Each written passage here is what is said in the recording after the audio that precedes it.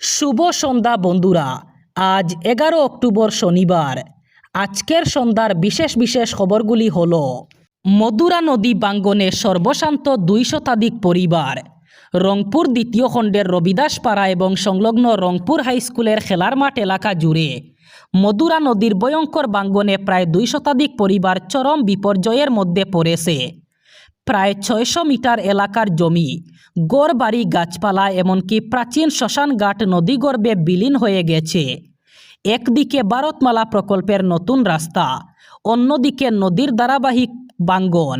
এই দুইয়ের চাপে রবিদাসপাড়ার বহু মানুষ এখন খোলা আকাশের নিচে রাত কাটাতে বাধ্য হচ্ছেন। এলাকাবাসীর অভিযোগ, প্রায় 150 বছর ধরে তারা এই অঞ্চলে বসবাস করলেও কোনো সরকারি সাহায্য, পুনর্বাসন অথবা পার-রক্ষণমূলক ব্যবস্থা নেওয়া হয়নি। স্থানীয়রা জানিয়েছেন, সরকারের রাস্তা উন্নয়নের জন্য তারা নিজেদের জমি স্বেচ্ছায় ছেড়ে দিয়েছিলেন, কিন্তু উল্টো নদীর ভাঙ্গন রোধে কোনো ব্যবস্থা করেনি সরকার। গত 2 বছরের পরপর বন্যা এবং তীব্র ভাঙ্গনে মধুরা নদীর পার একেবারে ধসে পড়েছে। পুলিশের হাতে আটক আরও এক ভুয়ো চিকিৎসক।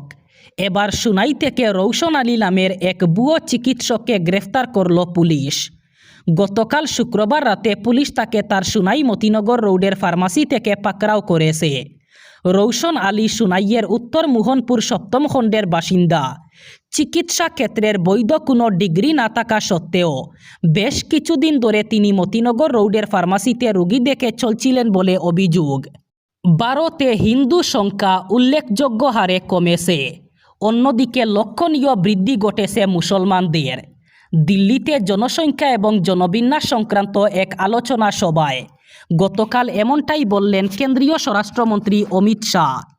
স্বরাষ্ট্রমন্ত্রীর বক্তব্য অনুযায়ী মুসলিম জনসংখ্যা বৃদ্ধির কারণ জন্মহার নয়, পাকিস্তান এবং বাংলাদেশ থেকে অনুপ্রবেশের ফলে মুসলিম জনসংখ্যা ভারতে উল্লেখযোগ্যভাবে বেড়েছে।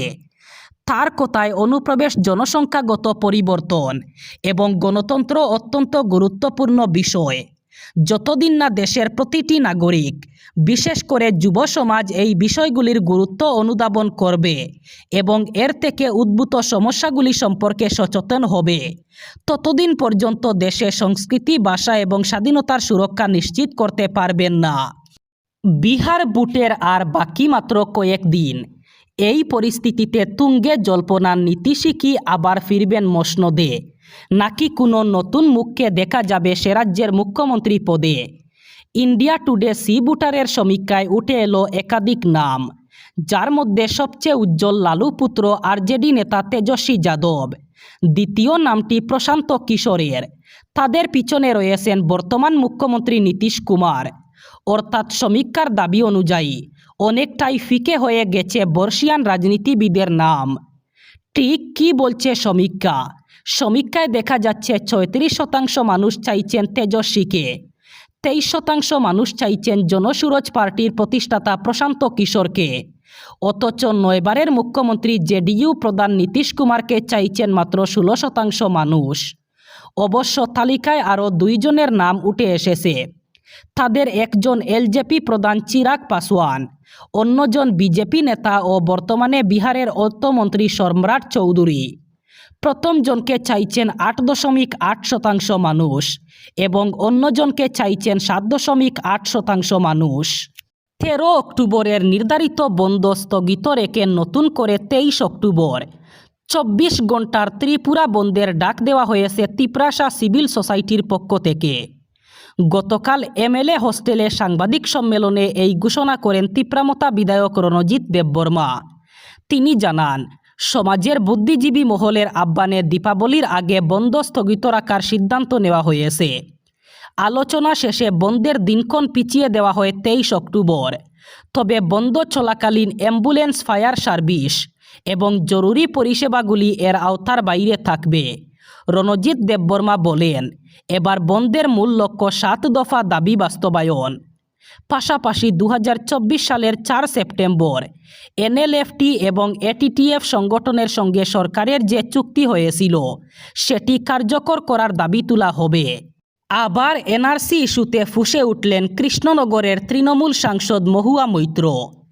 এক স্যান্ডেলে দীর্ঘ পোস্ট করে তুলোধনা করলেন হিমন্ত বিশ্ব শর্মা সরকারের। লিখলেন বুটের আগে নয়া ফন্দি। দুর্গাপূজার পর পশ্চিমবঙ্গের নদিয়ার 2 নাগরিককে এনআরসি নোটিশ পাঠায় অসম সরকার। যা নিয়ে কার্যত গর্জে ওঠেন মহুয়া মৈত্র। এক স্যান্ডেলে লিখেন, অসম সরকারের বেআইনিভাবে নদিয়ার 2 বাসিন্দাকে এনআরসি নোটিশ পাঠিয়েছে। অসম সরকারের এটা করার কোনো অধিকার নেই। বুটের আগে বইয়ের পরিবেশ তৈরির ফন্দি বিজেপির। শুধু মহুয়া নয়, এনআরসি প্রসঙ্গে মুখ খুলেছিলেন মুখ্যমন্ত্রী মমতা বন্দ্যোপাধ্যায়ও। তিনি বলেন, এসআইআরের নামে কেন এনআরসি নোটিশ পাঠালো? কোন অধিকারে বাংলার মানুষকে অসম সরকার এই নোটিশ পাঠাচ্ছে? সামনে এসআইআর আর পিছনে কি? এনআরসির করবেন গাড় জুড়ে? পারবেন না কোনো দিন। এসআইআরের নামে বুট কাটার ষড়যন্ত্র। কেন্দ্রীয় সংস্থাগুলিকে গৈরিকীকরণের চেষ্টা চলছে। শিলচরে ব্যবসার নামে 10 লক্ষ টাকা নিয়ে গা ঢাকা দেওয়া প্রতারককে পেয়ে উত্তম মধ্যম দিলেন পশ্চিমবঙ্গ থেকে আগত 2 মহিলা। ঘটনাটি গতকাল সন্ধ্যা রাতে সুনাই রোডে ঘটেছে। এই ঘটনায় সুনাই রোড, মধুরবন্দ এবং চামড়াগুদাম এলাকায় চাঞ্চল্য ছড়িয়ে পড়ে। জানা গেছে, প্রতারকের নাম বাপ্পু মজুমদার। তার বাড়ি মধুরবন্দ এলাকার আমরি লেনে। পশ্চিমবঙ্গের 2 মহিলার কাছ থেকে ব্যবসার নামে 10 লক্ষ টাকা নিয়ে দীর্ঘদিন থেকে গা ঢাকা দিয়েছিল প্রতারক বাপ্পু মজুমদার। গতকাল সন্ধ্যায় পশ্চিমবঙ্গ থেকে আগত 2 মহিলা অন্য ব্যবসায়ীকে দিয়ে অভিযুক্ত বাপ্পু মজুমদারকে ব্যবসার নামে আরও অর্থ দেওয়ার লোভ দেখিয়ে সুনাই রোডে ডেকে আনেন। সেখানে অভিযুক্ত পৌঁছার পর তাকে ঘেরাও করেন মহিলাসহ আরও কিছু লোক। অভিযুক্ত সেখানে পৌঁছার পর টাকা ফেরতের দাবিতে সুযোগ বুঝে উত্তম মধ্যম দেন ভুক্তভোগী 2 মহিলা। প্রতারক বাপ্পু মজুমদারকে মহিলারা জুতো পেটাও করেন। এদিন ব্যবসার নামে নেওয়া টাকা ফেরতের দাবিতে 2 মহিলা কান্নায় ভেঙে পড়েন।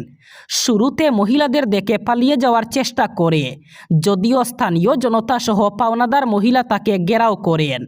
এক সময় সে টাকা ফেরত দেবে বলে পালিয়ে যাওয়ার চেষ্টা করে, কিন্তু মহিলারা তার শার্টের কলারে ধরে আটকে জুতোপেটা করান। মহিলারা অর্থ ফেরত না দেওয়া হলে পুলিশে খবর দেওয়া হবে বলে জানান। জানা গেছে, মহিলাদের উত্তম মধ্যমের পর শিলচর থেকে গা ঢাকা দিয়েছে প্রতারক বাপ্পু মজুমদার। এবার শেষ খবর। বৃষ্টিতে নাজেহাল বদরপুরের গ্রামাঞ্চলের কিছু এলাকার মানুষ। বর্ষায় বদরপুরের বেশিরভাগ পূর্ত সড়ক বেহাল হয়ে পড়েছে। নেই কোনো সংস্কার। বদরপুর ঘাট আদরকুনা পূর্ত সড়কে কাজ শুরু হলেও চলছে চরম দুর্নীতি।